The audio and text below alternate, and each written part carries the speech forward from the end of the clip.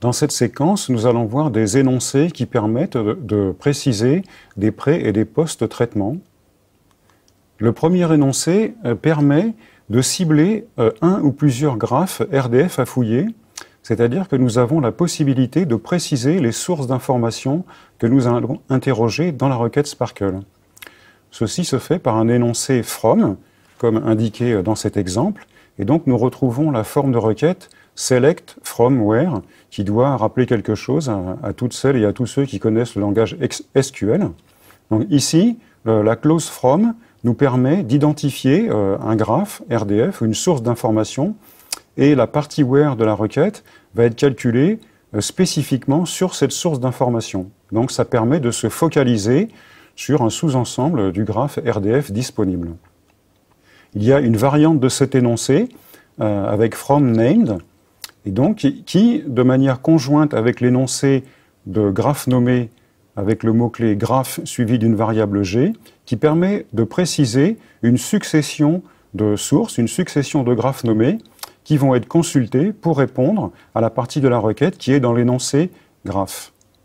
Dans une requête Sparkle, en termes d'utilisation, il est possible de trier, de filtrer et de limiter les réponses. Alors, par exemple, il est possible de trier les réponses par ordre alphabétique de nom. Il est possible de limiter le nombre de réponses. Ici, nous avons la limite à 20 réponses. Et il est possible de faire un décalage, de demander 20 réponses à partir de la 21e. Et le order by, la clause order by, pour trier, on peut avoir plusieurs expressions sur le tri. On peut trier sur les noms et sur les dates. Et on peut trier aussi dans l'ordre inverse, avec le mot-clé desk. Il est possible également d'agréger des résultats avec une clause group by. Donc le group by va nous permettre de grouper l'ensemble des résultats selon certains critères. Donc par exemple, ici, nous pouvons grouper l'ensemble des résultats selon la valeur de la variable student. Et pour chacune des valeurs prises par la variable student, nous allons calculer une agrégation. Nous allons calculer ici la moyenne des scores obtenus par chacun des students. Et nous avons rajouté dans cette requête Sparkle une clause finale qui est la clause having. La clause having, c'est un peu l'équivalent d'une clause filter, mais tout à fait à la fin de la requête, quand on a des opérateurs d'agrégation. Et donc ici, nous allons tester les scores tels que la moyenne des scores soit supérieure ou égale à 10. Donc au final, le résultat de cette requête consiste à trouver les étudiants dont la moyenne des scores est supérieure ou égale à 10. Alors nous avons un ensemble d'opérateurs d'agrégation dans Sparkle à disposition. Nous pouvons compter le nombre de résultats, nous pouvons calculer la somme, le minimum ou le maximum d'une valeur donnée. Nous pouvons calculer la moyenne, comme nous venons de le voir. Nous pouvons calculer la concaténation des valeurs possibles prises dans un groupe de résultats. Et nous pouvons échantillonner une valeur avec l'opérateur sample.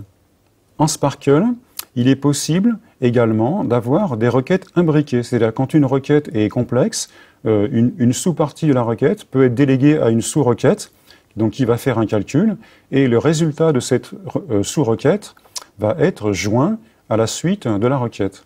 Alors ici, nous avons un exemple où la requête imbriquée permet de calculer l'âge maximum de toutes les personnes dans le graphe RDF.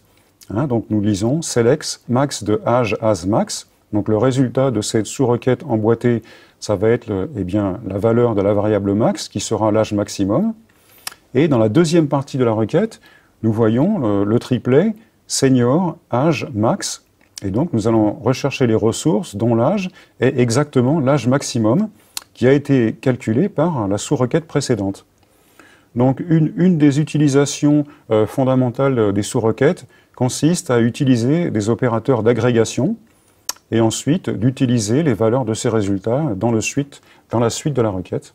Pour finir, le langage Sparkle permet, dans la partie select, de retourner en résultat le résultat de l'évaluation d'une expression. Jusqu'à présent, nous avions vu que dans la partie select, nous avions des variables, select x, select âge, etc. Eh bien, dans la partie select, il est possible de mettre une expression évaluable. Et donc, l'interprète Sparkle, une fois qu'il aura trouvé les résultats, va effectuer des calculs à partir des variables de chacun des résultats.